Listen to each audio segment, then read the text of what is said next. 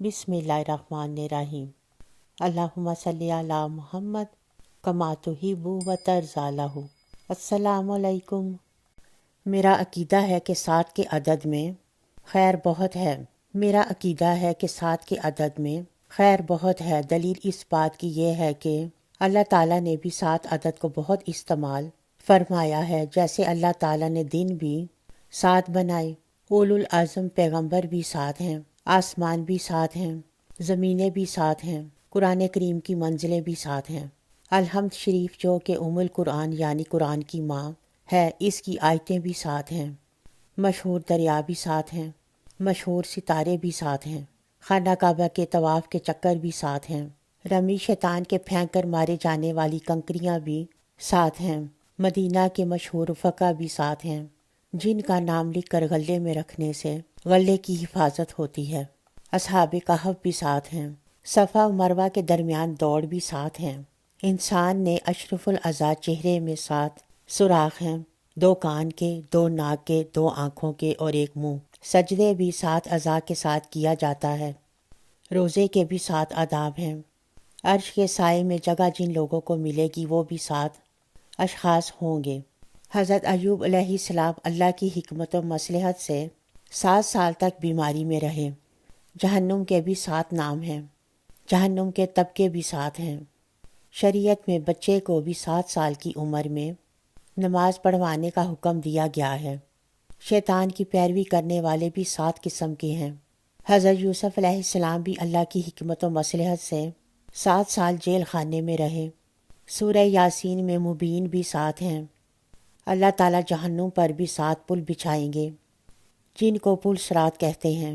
हज़रत मूसा अलैहिस्सलाम की लाठी में भी 7 खसूसियात थीं। जब हज़रत मूसा अलैहिस्सलाम सफ़र में होते तो आपका असा यानी लाठी मूसा अलैहिस्सलाम से गुफ्तगू करते हुए चलती थी। जब हज़रत मूसा अलैहिस्सलाम को भूख लगती तो खाने के लिए कोई चीज़ ना होती तो मूसा अलैहिस्सलाम असा को ज़मीन पर मारते थे। इससे एक दिन की खुराक निकल आती थी। हज़रत मूसा अलैहिस्सलाम को प्यास लगती थी तो लाठी को ज़मीन में गाड़ते थे तो इससे पानी निकलना शुरू हो जाता था, और जब लाठी को निकाल लेते थे तो रुक जाता था।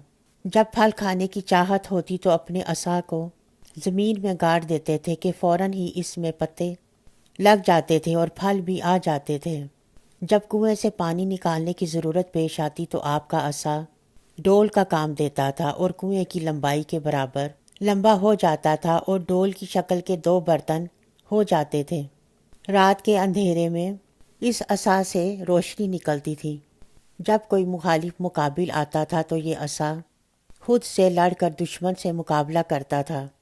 हज़रत मूसा अलैहिस्सलाम को तुरैत किताब अल्लाह ताला ने अता फरमाई थी। वो भी ज़बरजद की 7 तख्तियों पर तहरीर थी।